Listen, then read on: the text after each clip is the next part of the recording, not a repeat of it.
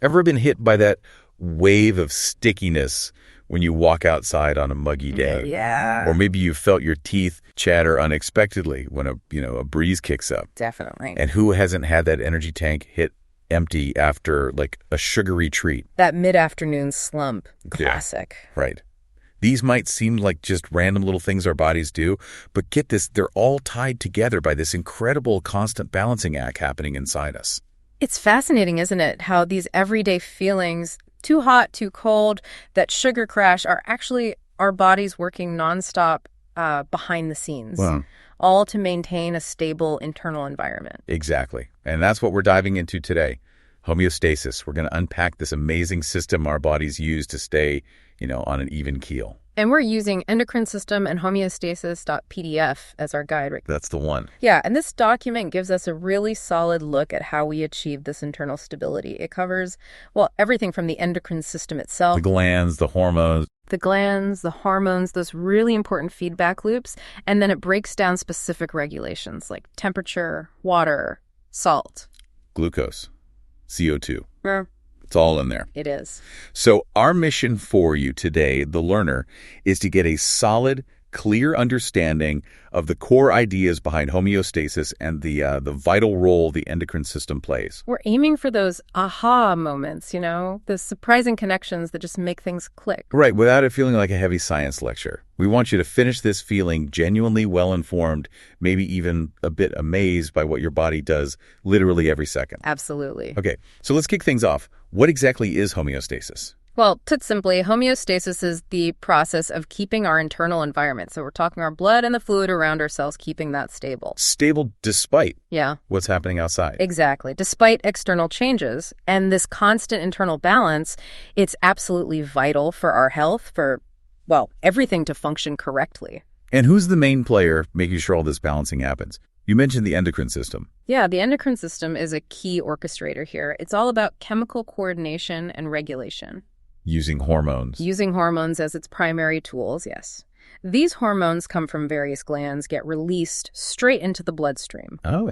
And then they travel to specific target organs to trigger a response. That sounds a bit like the nervous system, doesn't it? With its super fast reactions. Yeah. How do they compare in this balancing act? That's a great comparison, actually. The nervous system gives those very rapid, short-lived responses. Think electrical signals, like a super quick text message. And instantaneous almost. Almost, yeah. But the endocrine system, it operates more slowly. It's more like sending a letter via the bloodstream. Okay. Hormones have to travel, but the effects tend to last much longer. Yeah. So you've got the quick reaction versus the more sustained ongoing adjustment. Right, different tools for different jobs. Right. Okay, so this endocrine system uses hormones. Where do they actually come from?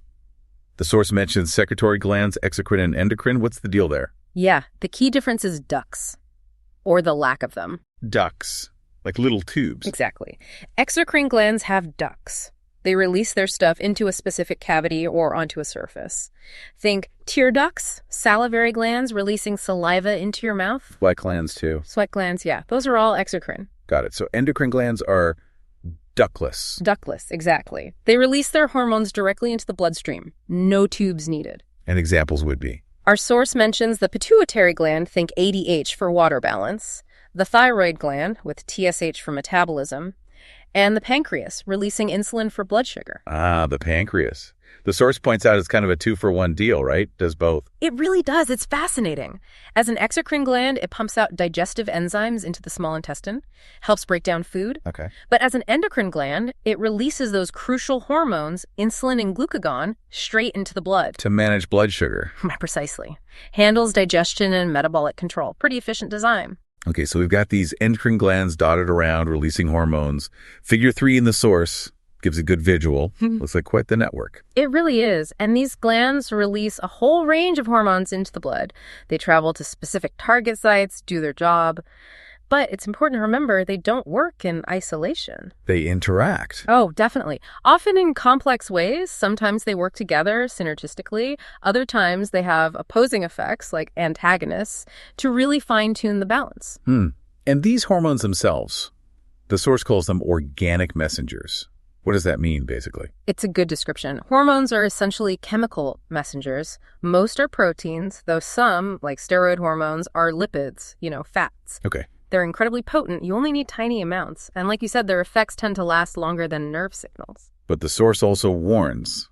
Too much or too little can cause problems. Absolutely. That balance is key. Over or under secretion can disrupt homeostasis and lead to various disorders. It's a delicate equilibrium. So what are the main jobs these hormones handle to keep us balanced, broadly speaking? Well, their roles are pretty fundamental. Things like regulating reproduction, overseeing our growth and development. Childhood to adulthood. Exactly. Maintaining that internal stability, we're focusing on homeostasis, and regulating metabolism, how we use and store energy from food. Okay, let's get a bit more specific then. The source introduces some key glands and hormones. We've got the hypothalamus producing ADH. Yes, the hypothalamus, tiny part of the brain, but vital. It's like the bridge between the nervous and endocrine systems. And it makes ADH antidiuretic hormone. It does, which is essential for telling the kidneys how much water to reabsorb. Crucial for water balance. And right near the hypothalamus is the pituitary gland. Seems like a major command center, especially the anterior part. Absolutely. The anterior pituitary is like the manager dispatching orders. It releases a whole team of hormones. Growth hormone, GH, obviously for growth. TSH, thyroid stimulating hormone, which controls the thyroid gland. FSH and LH, follicle stimulating and luteinizing hormones, key for reproduction. And prolactin, for milk production. Wow, okay. It's busy. Very. It gets signals from the hypothalamus and sends out its own messengers. Then there's the thyroid gland itself producing thyroxine. Right. Thyroxine is the main hormone from the thyroid, critical for setting our metabolic rate, how quickly we burn energy, essentially. And the pancreas, we mentioned insulin, but also glucagon, the dynamic duo for blood sugar. Exactly. Insulin lowers blood glucose after a meal, helping cells take it up or storing it as glycogen in the liver. And glucagon? Glucagon does the opposite. When blood sugar drops too low, it tells the liver to break down that stored glycogen and release glucose back into the blood. So they work against each other to keep it level. Precisely. Perfect example of antagonistic hormones maintaining balance. We also shouldn't forget the adrenal glands. They release adrenaline and aldosterone.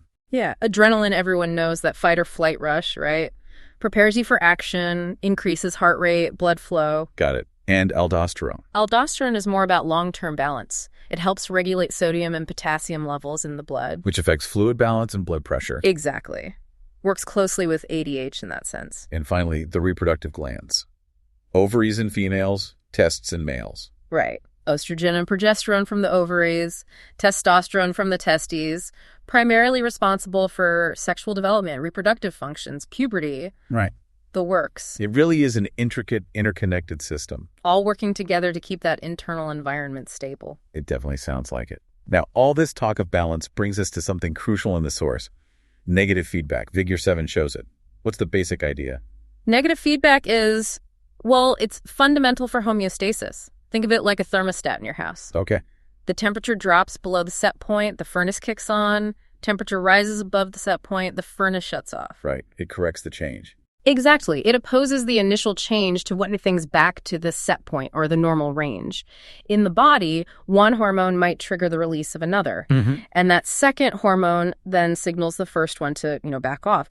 It creates this loop that keeps things stable. It prevents levels from going too high or too low. So it's about detecting an imbalance and triggering a response to counteract it. Precisely. There's usually a sequence.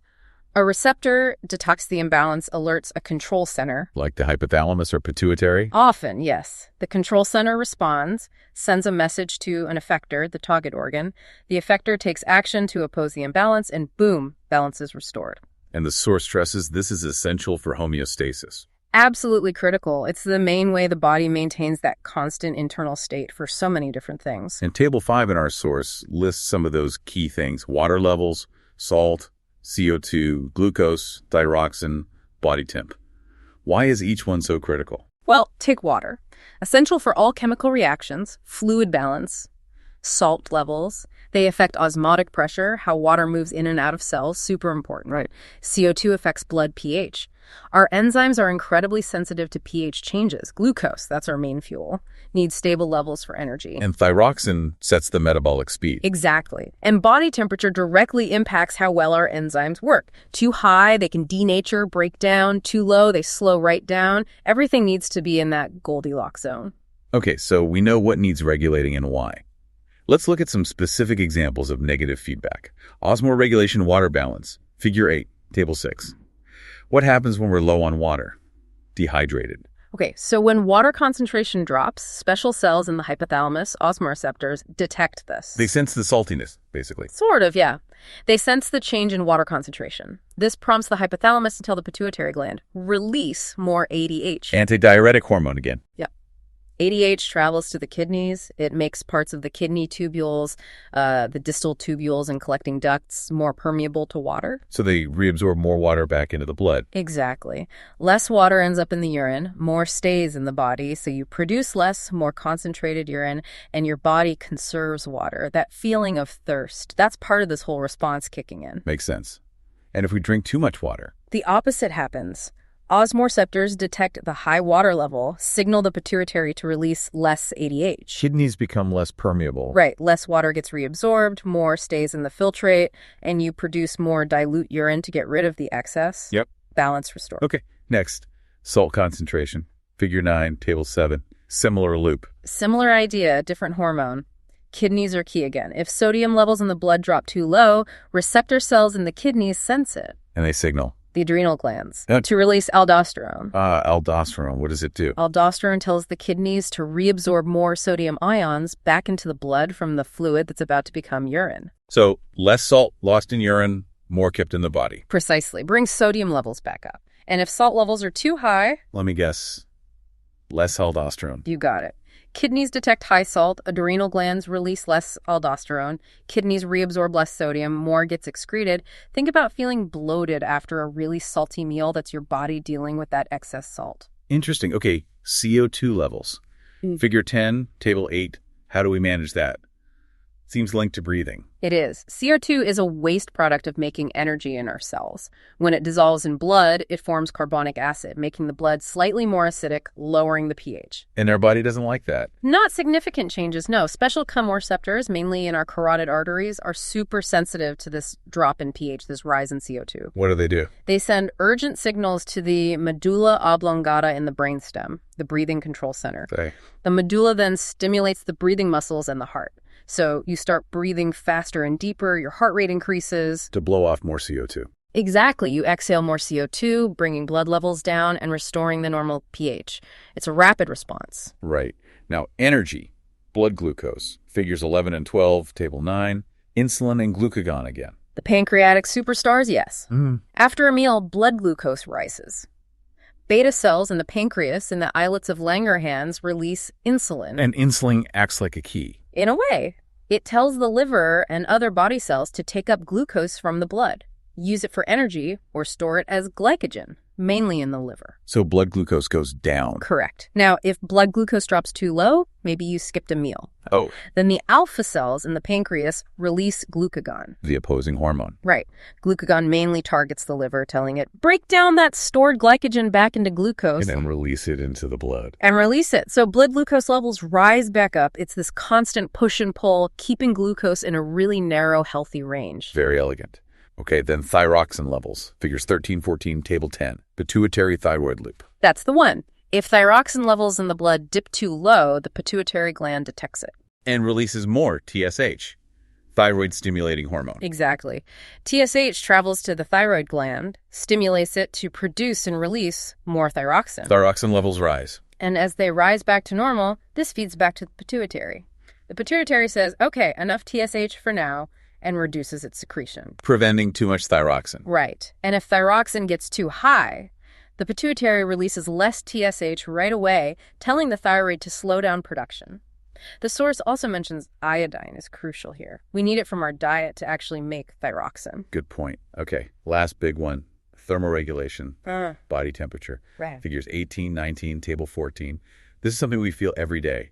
How do we stay around 37 Celsius? Yeah, this involves a whole suite of responses coordinated by the hypothalamus again, our internal thermostat. So if we get too hot? Hypothalamus detects the rise. It triggers vasodilation, blood vessels in the skin widen. More blood flow near the surface. Yep. Allows heat to radiate away or conduct to cooler surroundings. Plus, we start sweating. Evaporation cools us down. Exactly. Evaporative cooling. Now, if we get too cold... Hypothalamus detects that too. It does, and triggers vasoconstriction. Blood vessels in the skin narrow, reducing blood flow to the surface, conserving core heat. And shivering. Shivering, too.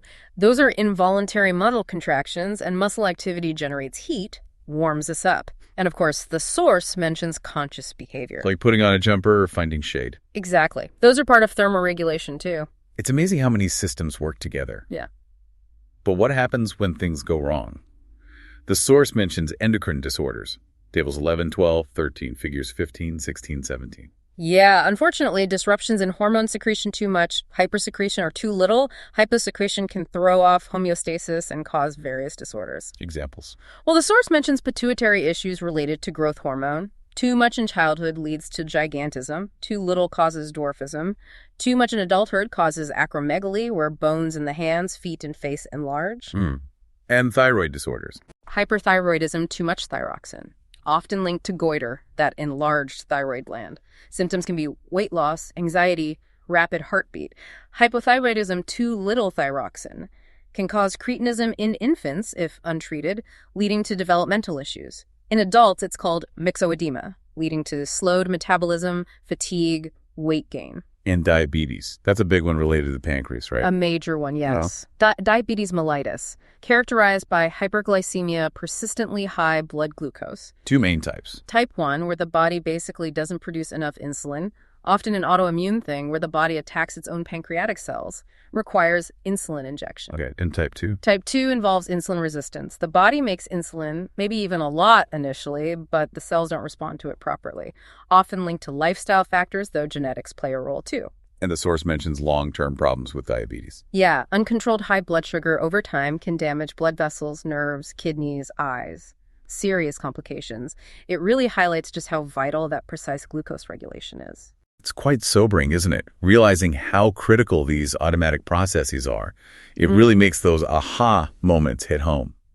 Like suddenly understanding why you get thirsty after salty food that's aldosterone and ADH working. Exactly. Or knowing a fever isn't just feeling hot, it's your body's temperature regulation system being temporarily reset, usually to fight infection. Right.